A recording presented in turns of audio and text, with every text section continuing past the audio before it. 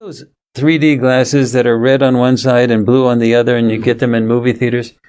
He cut them up so that the lenses were separate, and he stapled them together, and he taped it on top of his lens for his iPhone.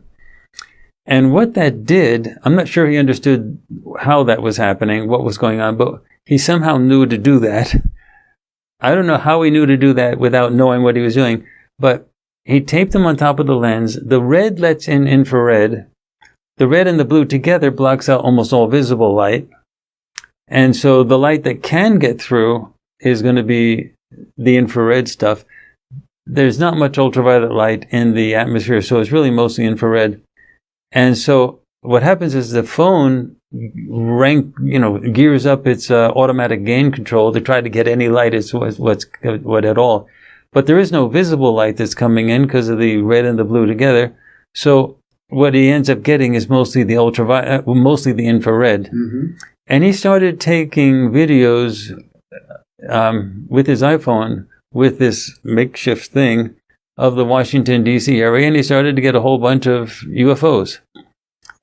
Interesting configurations, different shapes and everything. Mm-hmm. So the Washington, D.C. area was like filled with them. And these were things on demand, any 10-minute period that he would do it.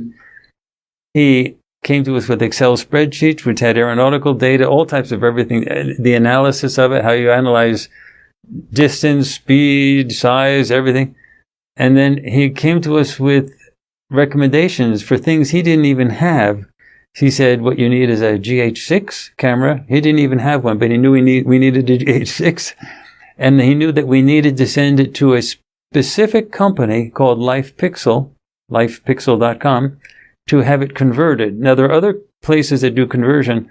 What they do is they take the sensor, and the sensor of all cameras has a glass filter on top of it that blocks out infrared and ultraviolet because you don't want that in your images. However, that glass filter on top of the sensor has to be removed.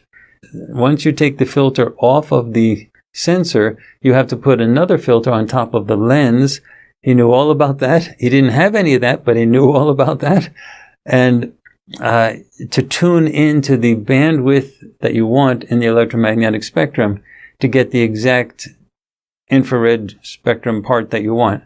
And so then he showed us a lot of videos on our big screen in our own office, standing up with a laser pointer and everything, showing the videos of these UFOs that were very clearly UFOs. Mm-hmm. And then he also talked about the frame rate issue because they go so fast. The thing about the GH6, why it was unusual, is you have to shoot wide angle because you can't see these things. They're invisible, both because of some stealth technology that you can see them only in infrared, and secondly, they're going 20,000 miles an hour. So it could be the size of the Titanic. You're not going to see it if it's 20,000 miles an hour.